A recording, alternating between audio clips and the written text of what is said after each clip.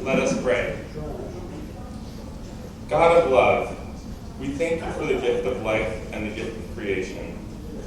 As we come together this month and always, help us to find the wisdom to live as responsible stewards of our shared world, so that we may continue to do good works. Through Jesus Christ our Lord. Amen. Amen. Good morning again, and welcome to Sunday Forum. Today is the second in our four-part Sunday Forum series that are co-sponsored by Simpler Living, so a special thank you to them once again.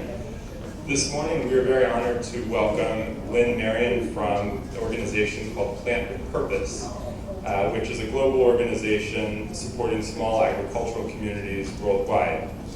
Lynn is going to tell us more about her organization and also explain to us why environmental and climate issues are deeply intertwined with our faith.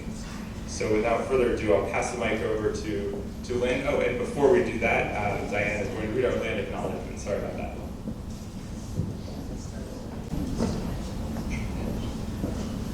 St. Paul's Cathedral acknowledges that we gather on unceded Kumeyaay land. We value the knowledge, culture, and worldview of Indigenous people. We commit to the vital work of educating ourselves, increasing community awareness, and promoting reconciliation with our Indigenous neighbors. As we examine actions and practices that perpetuate harm against Indigenous communities, we pledge to work toward a meaningful and respectful relationship as we follow their example in honoring this sacred land. Thank you. Now I will turn it over to Lynn. Lynn. Thanks a lot, Sterling. Thank you. Well, it is great to be here. It's been so fun over the past couple of years to become connected to the San Diego Episcopal community and St. Paul's. I was an exhibitor and participated in a panel at the Gospel Fest. Is that what it was called 2 years ago in December? And that's where we met and just kind of started hanging out. It's been wonderful to be a part of it. And it's really wonderful to be connected to churches that are aware about the issues of climate facing the world and in our communities, and who care about justice and want to educate themselves and to take action. So it really is wonderful because, believe it or not, I know that you get this, there are churches and Christians, people who call themselves Christians across the country who maybe are not so much in the environmental camp, and we are kind of working to change that. So, I'm sorry, I would really love today to be kind of a dialogue and maybe a little bit of conversation. I've got some things I'm going to go through, but just if you've got a question, a comment, let's just talk and share and enjoy our time together.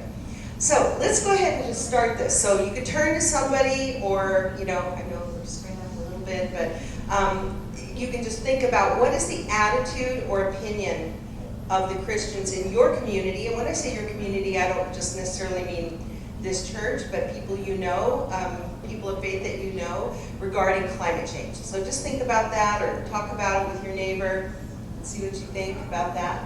I know some of you don't have neighbors, but okay, let's bring it back. Who would like to share something that they've experienced or conversation they've had? Who could share something? Yes. You have a mic, I don't want to. Thanks. Among many of the Christians from outside St. Paul's that I've talked with, or what have you, this is not on their radar at all. Part of that goes back to the old Genesis passage translated as dominion, I think is the word, and that changes everything. Yeah, no, so true. Anyone else? What are some of the attitudes and opinions that you've heard from people in your community? Rex? Yeah, I was a member of this AAA program that I go to. Is said it was a crock of dung, but that was his opinion. That's all. Thank you. Well, you know what? That's sadly not a common opinion. Not my opinion. I'm just saying. I have to say, my own daughter, who I live with, when she talks about climate change, she is sort of a conspiracy theorist, And so for her, she thinks climate change is part of an agenda to help control population and attitudes, and to use climate change as an excuse to, steal more of our human rights. And, it's crazy to me what is out there. Pretty much everything you can think of is out there. I don't need to tell you that. So a couple more things. This is just a fun exercise. So this photo, very, very famous photo. This is called Blue Horizon. It was taken by the astronauts out in space. It's a NASA photo. And it's a picture of the sun coming up over the horizon and the Earth. So right here you see a blue line. You see that blue line? That blue line is our atmosphere. So here's a question for you. How many miles is the Earth's atmosphere? Is it A, San Diego to Denver, 1,000 miles, B, San Diego to Yosemite, or I guess San Francisco, 500 miles, or C, San Diego to San Clemente, 60 miles? How many of you think it's A? B? C? You're right. You're right. Our atmosphere is only 60 miles deep. That blue line was 60 miles deep, which means if it was here on Earth, you could drive there in less than an hour, right? Through our atmosphere. So when we talk about the fragility of our planet, it really is of concern. That is not very deep. But the beauty of it too is it also reminds us, I know we were all here in San Diego, we weren't in the path of totality, but there was an eclipse this week, right? We heard a lot about this eclipse, and yeah, I couldn't really see too much out here, I'm gonna, tell you the truth, but as I was watching the reports and reading online about what people's experience with the eclipse was, it really was about understanding that this world was designed so perfectly, and that it was, that we're connected to something greater than ourselves, and that we're part of something so powerful. And so I love that eclipse was a reminder of that. So, okay, I'm going to just show you a quick video. This is just by way of inspiration. Lord, our Lord, how majestic is your name in all the earth. You have set your glory in the heavens, through the praise of children and infants.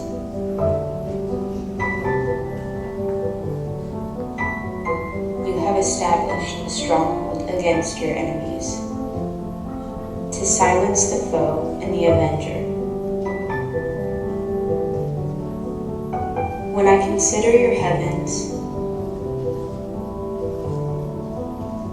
the work of your fingers, the moon and the stars which you have set in place,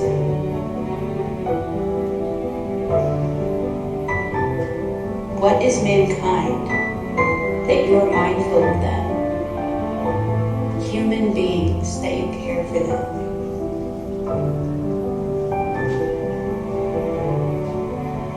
Yet you have made them a little lower than the angels, and crowned them with glory and honor.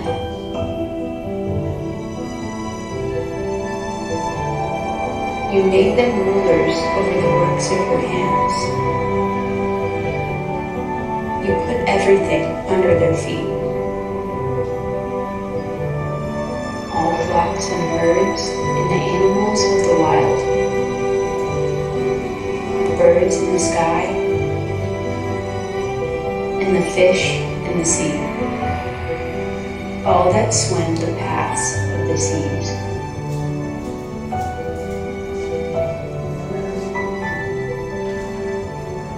Lord, our Lord, how majestic is your name, all the earth.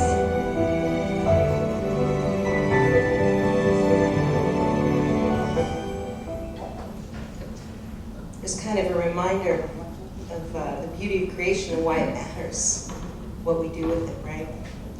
So we're gonna talk about a few things today, and there's some things I think in this crowd, in this room, I don't think I'm gonna have to convince people about. But hopefully there's going to be maybe a few things that you haven't thought about. We're going to talk about how we act in the face of what's going on, and At the end, I'll tell you a little bit about the organization that I work for. So, why should we care about the environment? Here's a couple reasons you probably already believe. Number one, to bear witness to our Creator.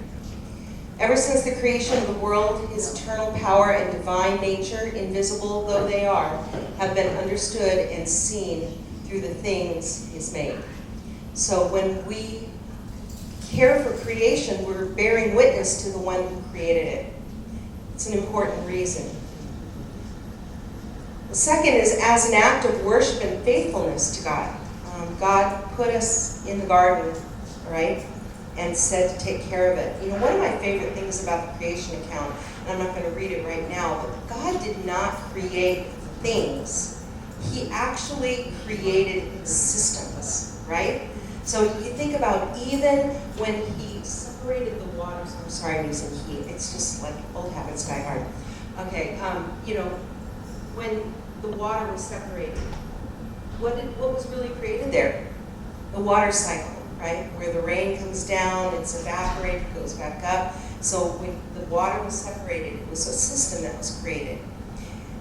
Every time He talked about creating animals, or people for that matter, go create, multiply, creating others as to your own kind, right? So what did He do? Not create animals or people, but created reproduction in order for the species to continue. Planted trees, and it said to bear fruit, right? That the trees would bear fruit and seeds.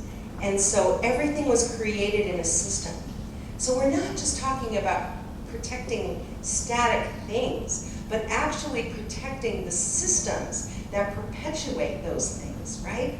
So that's very important given what we're seeing happen in our world today, because we are not just using the resources, but we are breaking the systems that God created, the ecosystem. We talk about ecosystem, but when you think about ecosystem, you think about that as almost a static thing, but to think about ecosystem, that we have a responsibility to protect those systems.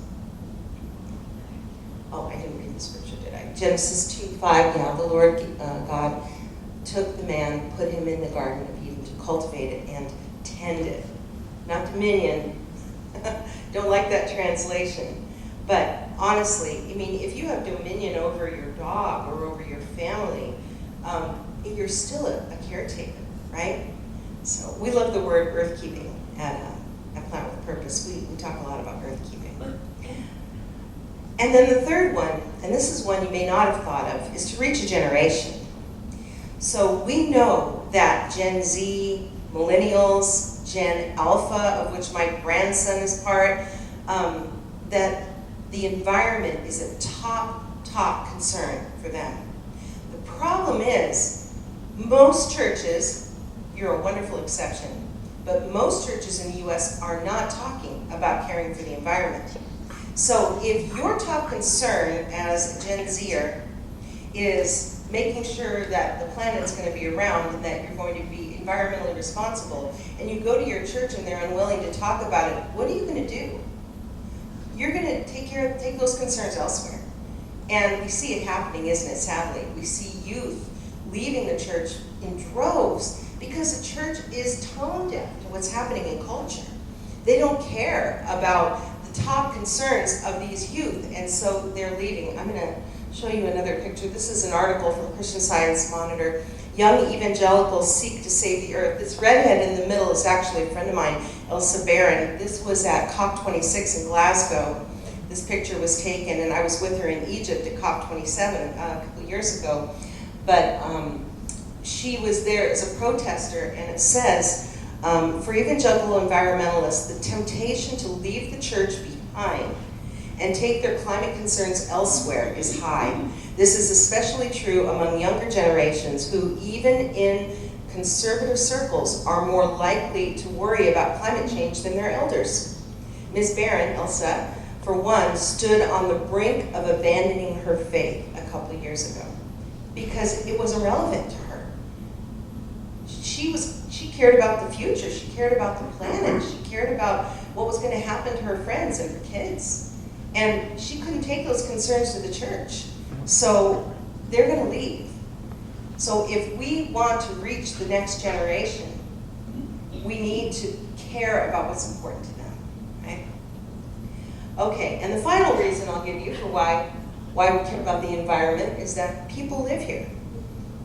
People live here. You know, people talk about creation as if it's the plants and the fish and the birds. Well, are we creation? We're creation. And so if we're supposed to be stewards of creation, not only do we need to take care of the ecosystem, and you know, there are some environmentalists who, this is kind of their MO, right? I mean, they care about hugging the trees, but I don't care about the people who live there. To be honest with you, we've got, we hear stories of, for instance, an organization comes into Kenya and offers carbon credits for planting trees and working on reforestation. That's a good thing, right? Except that they choose to protect forests and reforest on indigenous land that has been held by a native tribe in Kenya for generations. And in order to get the carbon credits for doing the reforestation project, they burned down the village and kicked out all the people who've lived there for thousands of years in the name of environmental restoration. Well, that's not creation care in my book, right? That's not creation care. So if we're going to be earth keepers and creation stewards, as you believe we should be, we also need to care for the people.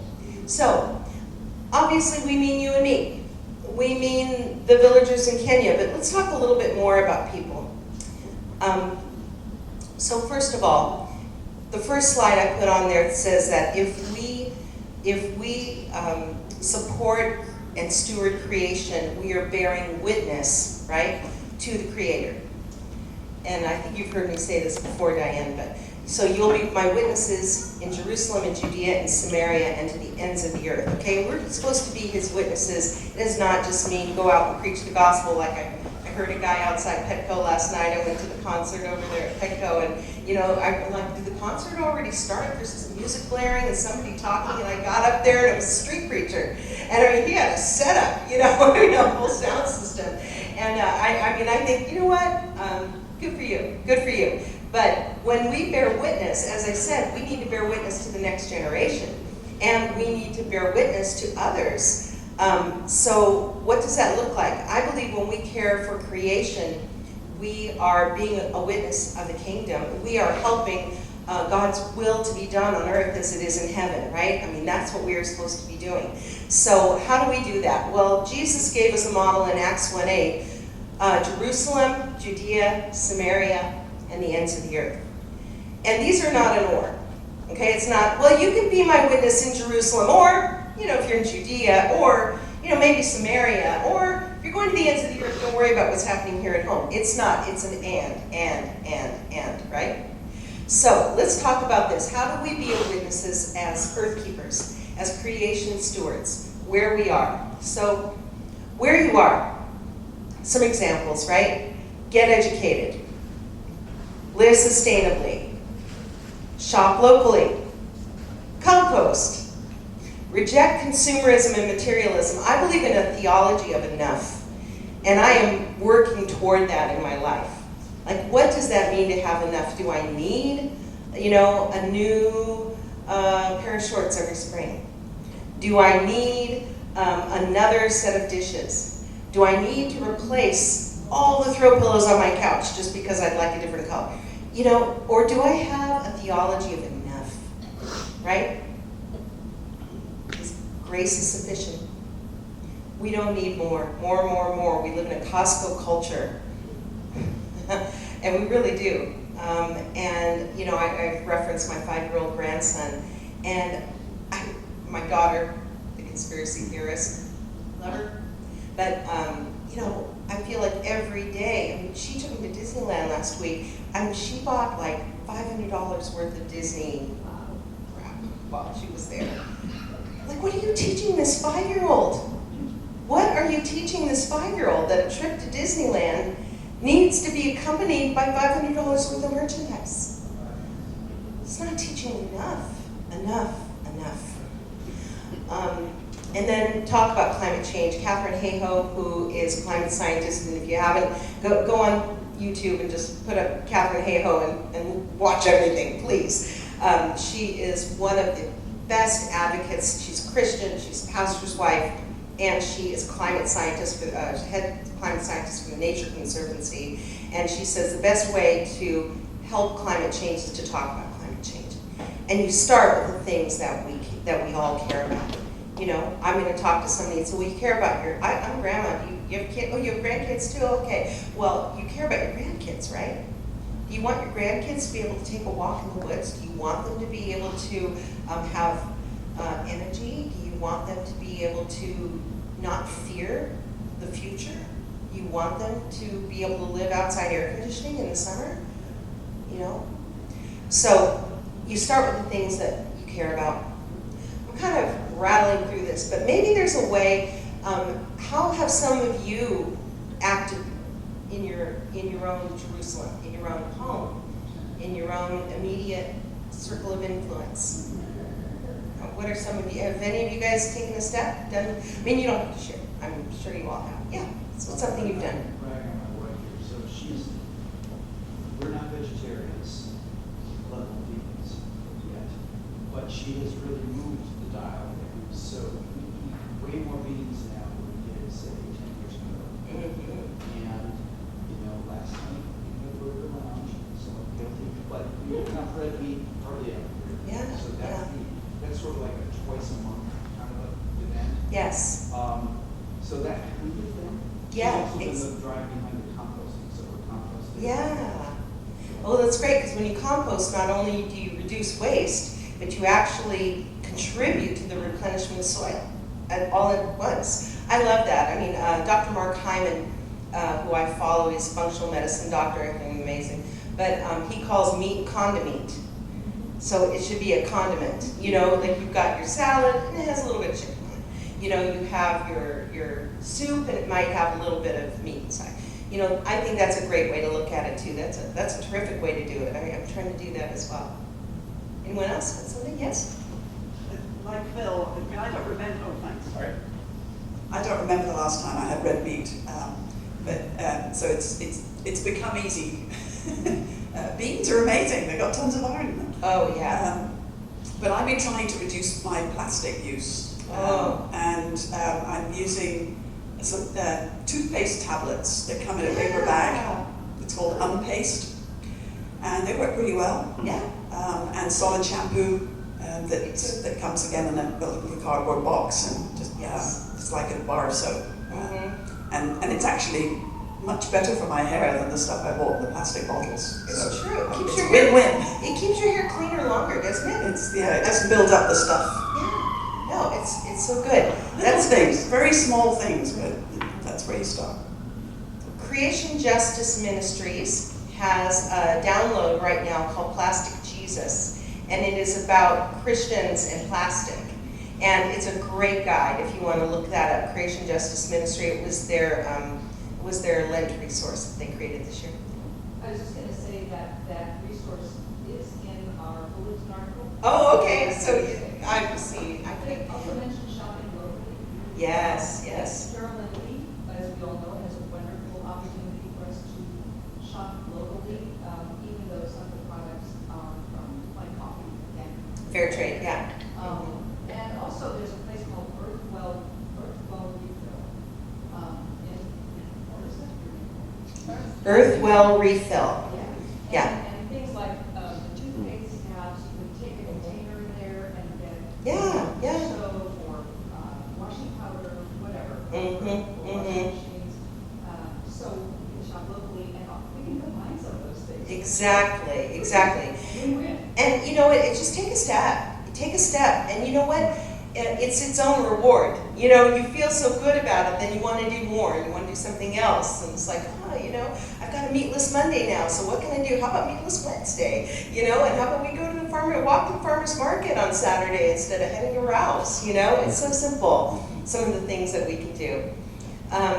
All right, and then in our community, start something. I don't need to tell you guys, because I know that your diocese has a lot of environmental activities, and you guys have done some tree planting projects. I know you have done other things, but start something. What can be done in your city? River cleanup, greening urban areas, community gardens, and if you do something, bring someone with you. Bring someone with you, so spread it, right? Okay. I'm going to kind of keep going just for time. So others, so we're at Jerusalem, Judea, Samaria, so people outside of our community. So we can mobilize our church, we can support green legislation, we can vote a more of an environmental agenda, which is hard these days. Voting in general is hard these days, but host a climate vigil. There's a website called climatevigil.org, I believe, and there's resources there for hosting the climate vigil. And you can do these prayer vigils with others, and there's even online ones. Climate intercessors host monthly online prayer together. Be an example, get active. And you know, the U.S. church can take a cue from the global church. I don't have the picture here, but one of my favorite pictures right now is a church in England, and they have solar panels on their roof in the shape of crosses. So they've got, and it's just really cool. And I think just churches being an example to their community. You know, in the UK, 15 years ago, it was not the case. Today, like 90% of churches in the UK have signed on to be eco-churches, that they've committed. There's churches, and I've got pictures of this too, of people who have put sheep on the lawn of their church to eat the grass, to fertilize. You know, I just think that's great. I was in Dublin a year ago, and we went by Christ College, and it was just the grass was just like a field out in front of the church. And they said, yeah, it used to be a beautiful lawn, but the students voted to stop mowing. And so now they just have just natural grasses and growing in front of the college. It's just, you know, there's so many fun things, but it's a great way. So, you know, think about the solar panels in the shape of the cross. That's kind of a cool thing, right? We've got a lot of sun here in San Diego, most of the time. Not so much this winter, but. Okay, and then to the world. So this is where I'm going to talk a little bit about Plant with Purpose. So I work with Plant with Purpose. We're an organization based right here in San Diego and near Mission Bay. You know where the Costco is, the Harley dealership? Yeah, we're just like a building up from that. So we started here in San Diego 40 years ago. And the way that we were founded is that there was a church group who went to the Dominican Republic in the 80s after Hurricane David, and there was massive devastation there, and people were displaced from their homes, and the church went there to do some relief work, and they went to talk to the people in the slums that they were helping after the hurricane, and they said, so tell us, what do you do for a living? And they said, well, we're farmers.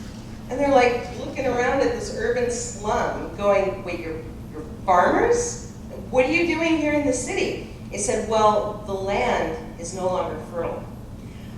The land that we had farmed for generations no longer produces. There's no more trees, everything's being washed away, and because we couldn't feed our families, we came to the cities to find work in order to be able to help support our families. So they literally went upstream to see the problem, what was going on, and that's exactly what they found. And so Plant with Purpose was founded as a poverty alleviation organization that is solving the problems of poverty through environmental restoration. So we've planted over 70 million trees, and we work in 9 countries. We teach regenerative farming. Rex was telling me earlier, was raised on a farm, and you know, regenerative farming is helping to restore the livelihood. So I'm going to get into that just a little bit here. So, but here's something else. This is from the World Bank. Compared to their wealthier counterparts, poor people are more likely to live in fragile housing, in disaster-prone areas, and work jobs in sectors dangerously susceptible to extreme weather events, like farming and agriculture. They also receive much less government and community support for recovery. The result, the impact of a storm, flood, drought, or earthquake is more than twice as significant for poor people than anyone else. So, as we are considering the climate crisis in our own community, we really need to think about the poorest of the poor, right? We need to think about the people here in the US who are suffering. I mean, I remember the first time I went to Dallas, I didn't have this favorable opinion of Dallas because the first time I was there, I turned on the news and they were literally reporting on the elderly people who had died in their homes because they didn't have air conditioning and that the heat had just overcome them.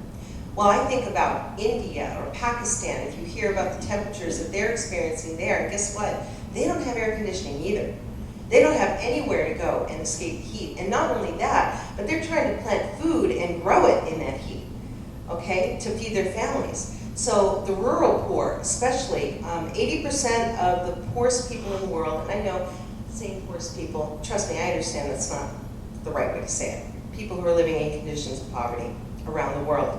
But 80% of them live in a rural setting and are what we would call subsistence farmers or smallholder farmers. And those are the people that we work with in Plant with Purpose. So let's talk a little bit about this. So when I talked about Plant with Purpose, we said we're going to plant trees.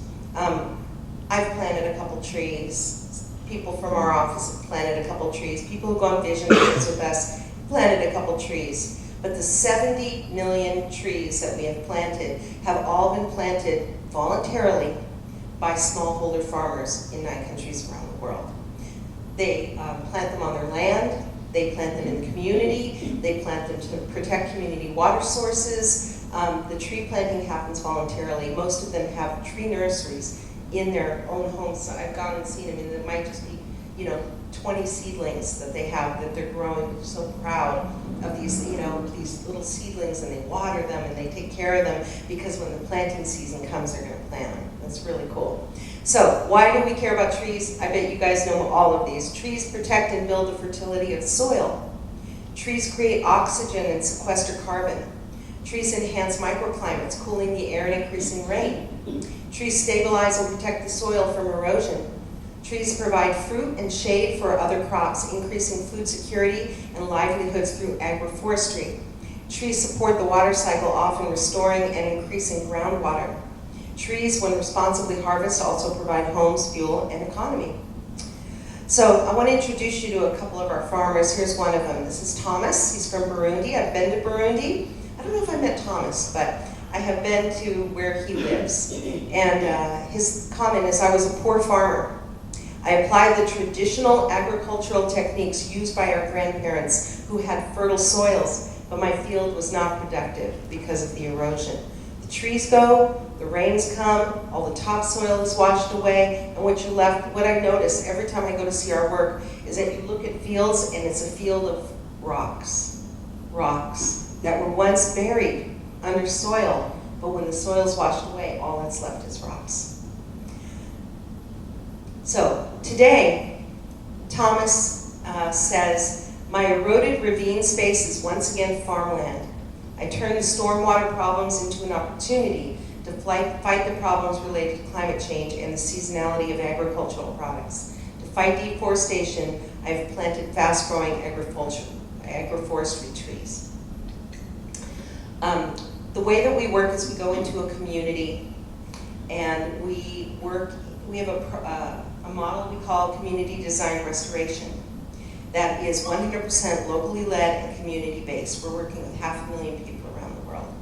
And we go into a community and purpose groups are formed.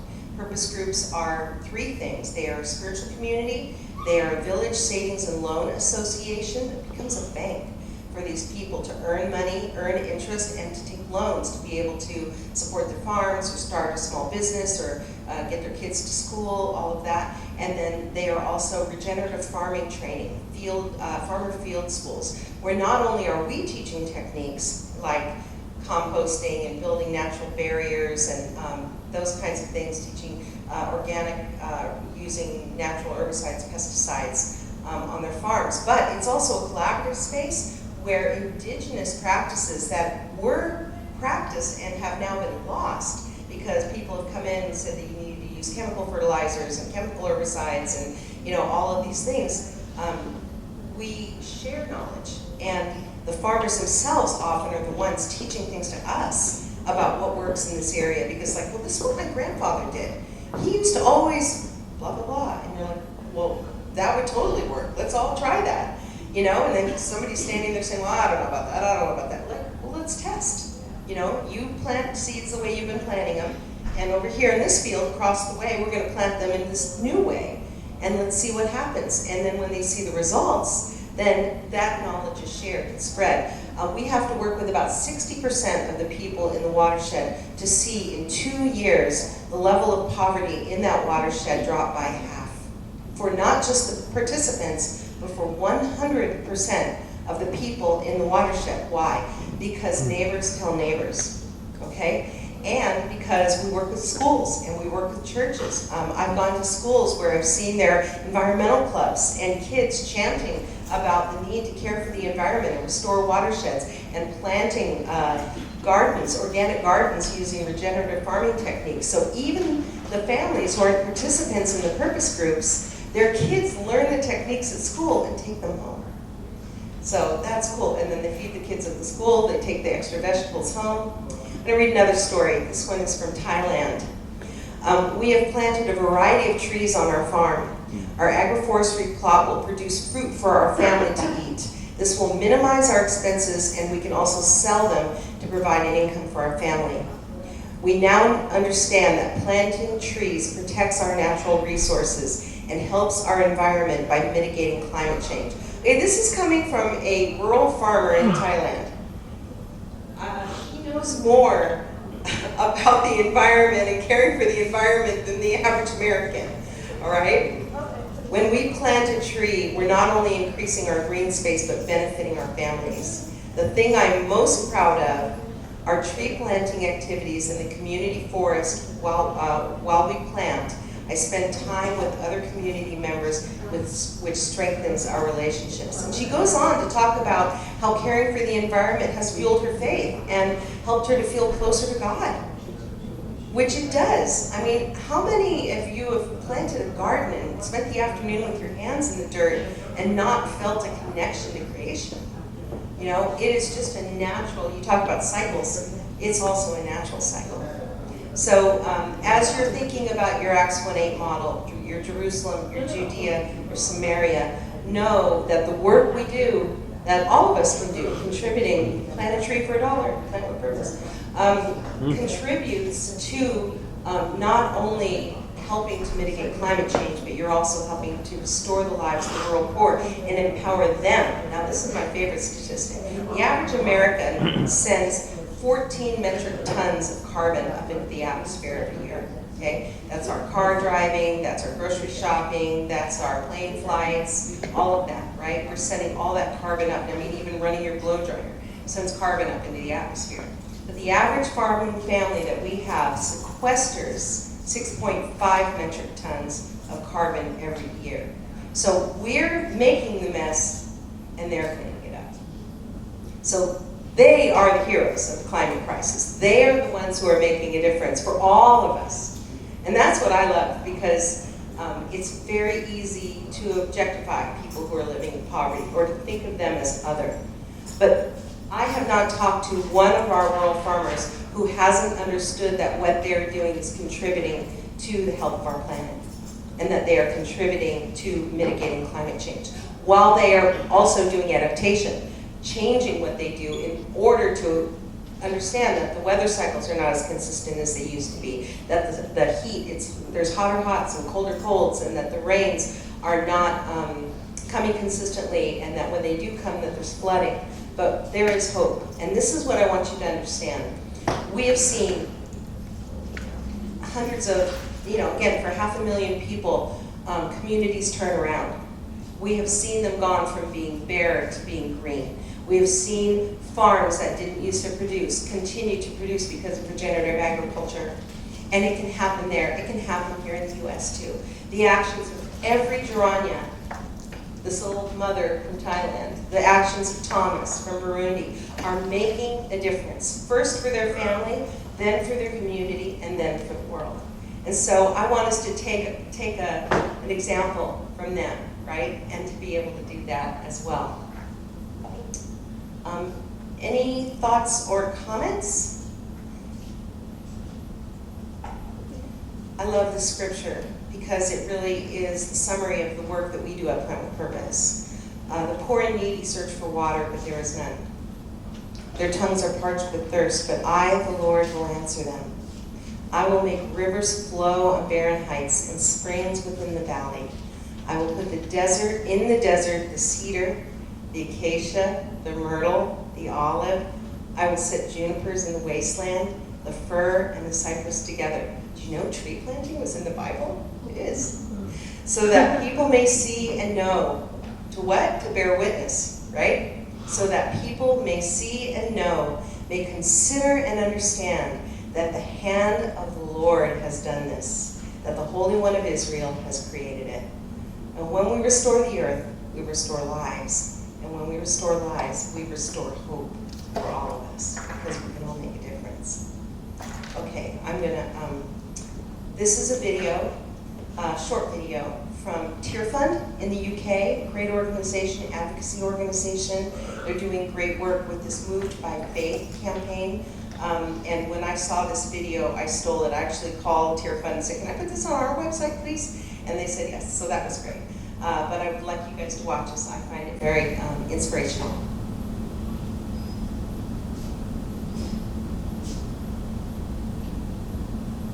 We are moved by faith. We hear God's call to creation care and see a world that's been neglected, a world that's on fire. And if we, the church, don't care enough to put it out, who will? We are in a climate emergency. Extreme weather conditions are destroying people's livelihoods. Natural disasters are leaving many without a place to call home. And people's lives are being lost. Those who contributed to this problem the least are suffering the most. We don't just care because it may one day affect us, we care because it's already affecting thousands around the world. And soon, we will pass a point of no return. If we sit back and do nothing, many more lives will be lost. To do nothing is to turn our backs to our God-given duty. It is up to us as those who are called to love our neighbor to do just that. How can we claim to love God if we do not care about His creation?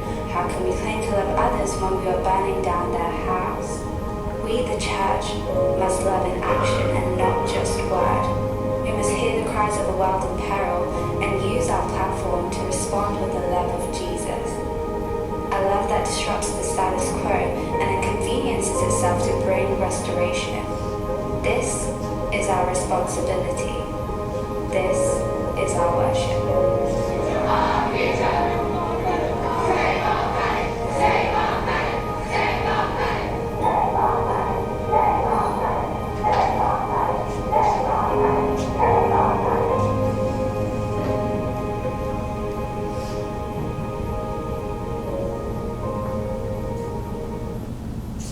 Moved by Faith.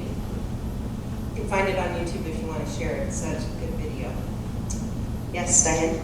With the last passage, I was thinking, if we replace I, the Lord, with all the other I's with we, because that's what we are. Yeah. I encourage us. That is beautiful. That is beautiful. All right, well, that is what I have, but I'd love to open it up for any comments or questions just about, maybe there was one thing today that, you had heard 90% of it, you had thought about 90% of it, there was maybe one thing that jumped out at you, one thing that you learned, maybe it was something that challenged you, or a question that you have. What? Yes? So, just a question. You guys are doing terrific work, amazing stuff. So I'm curious about something that has been a real challenge, like it doesn't always work the way you guys hope it would work or whatever. I'm always interested in that. We've been around for 40 years, and you know what that means? We've made 40 years worth of mistakes. Hopefully we've learned from them. This community design restoration model that we use now really came into the form it's being used in now only about 10 years ago. We have made some real mistakes, and the biggest ones were top-down mentality, going into Haiti and telling the farmers there, well, you know what, you need to grow oregano. Because oregano is this amazing cash crop, and you'll be able to export it around the world. And they gave them the oregano seeds, and they planted them, and they harvested them, and then they found out it was the wrong kind of oregano. Well, whoever wanted Haitian oregano anyway? You know, I mean, I don't know. I'm just saying that they're the mentality of we've got the answers, and we're going to come in, and we're going to, you know, we're going to come and give you the answers and bring you Jesus while we're there, right? You know, I'm not going to say that that didn't mark some of our early work and our early intentions. We made a lot of mistakes, but most of the model that we now use, which is these purpose groups in a watershed, we call it community design restoration. Most of those techniques began in our programs around the world. Our Tanzania program, the people there were responsible for the Village Savings and Loan Association model that we now use. Our country director from Tanzania flew to Thailand to learn about land management and community forest management, because that's one of the big things that they're doing in Thailand.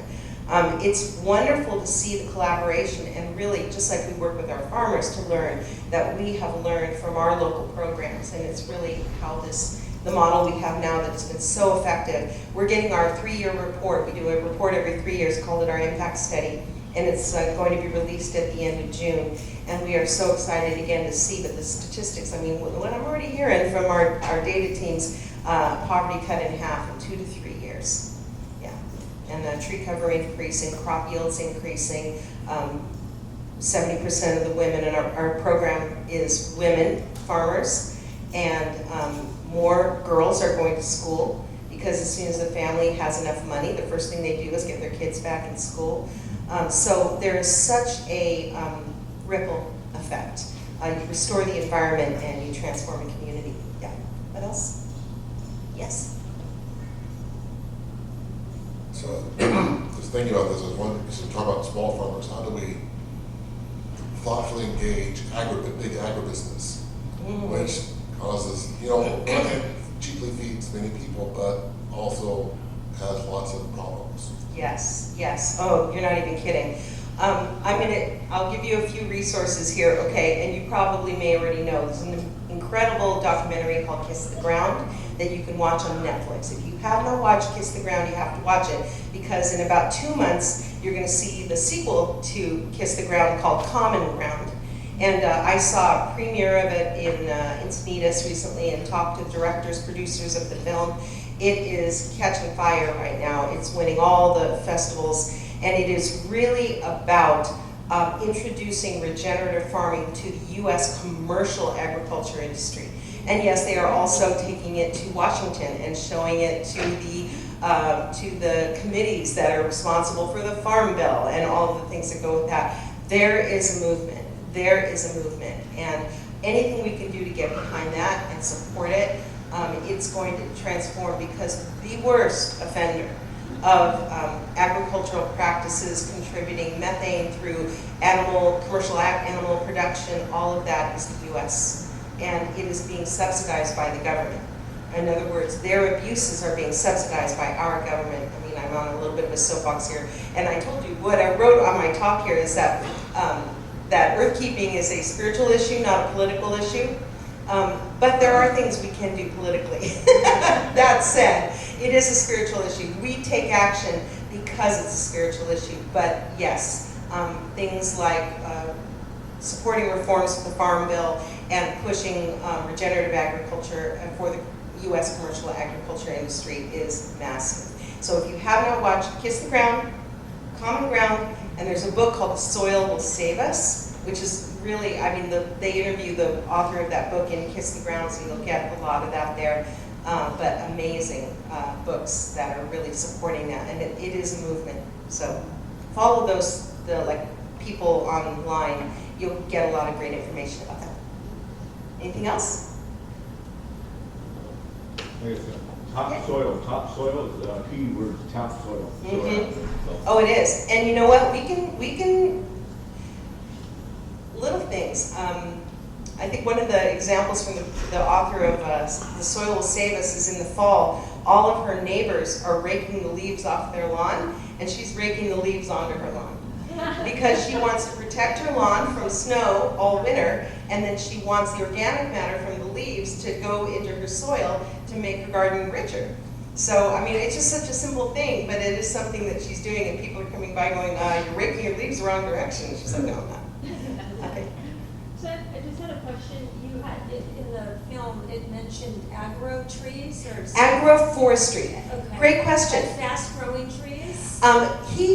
He said he planted a fast-growing tree, but I'll explain to you what agroforestry is, but not everybody understands this. Agroforestry is the practice of planting crops among trees.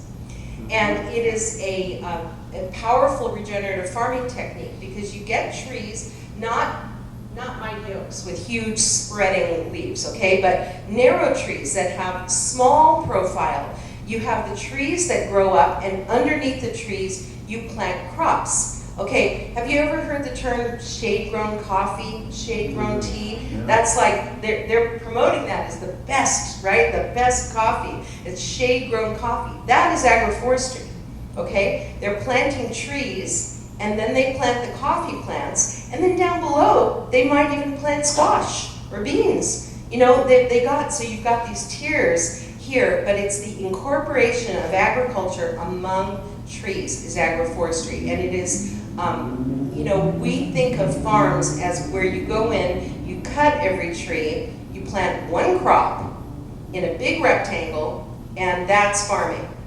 That is not the way Native peoples have farmed.